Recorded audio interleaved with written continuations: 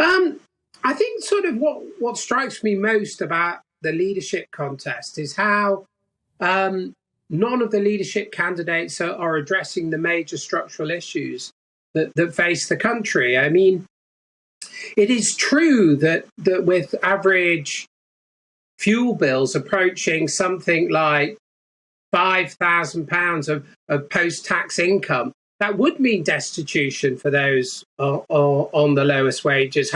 How could it not? It's also true that neither what Rishi proposes or what Liz proposes would in any way be equal to that.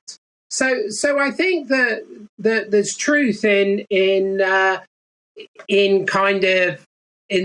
sort of hyperbolic takes they have of each other, but neither of the leadership candidates are particularly strong on addressing any of the real long-term issues that face the country. It's kind of like fake press releases to a very, very narrow corner of the electorate, which is the Tory party membership. And none of this will come into play when either candidate wins to govern the country.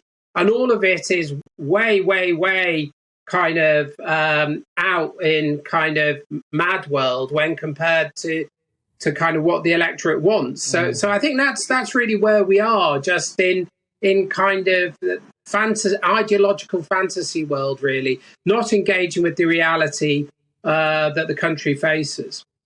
Now, both of these candidates do say that there will be more to say when they actually get into the job. We've had supporters of Liz Truss, for example, the Chief Secretary of the Treasury, Simon Clarke, saying that he is drawing up lots of different plans and that whoever gets in will be able to go on these plans from day one. I suppose, in your view, Phillip Blond, is it the case that what's being said now might not be all that similar to what happens in the first couple of weeks of September, when whoever wins, they'll probably put forward quite a lot more help? Yeah, look, I mean, not everything that's been said, I think, will vanish like dew on a hot summer's morning in England. All of it is inadequate. All of it is ill thought through. All of it won't stand the first contact with reality. The reality is people are going to need something far more substantial than a couple of £100 off their bills that Sunak's promising by removing VAT on people's kind of energy costs. It's going to need something hugely substantive.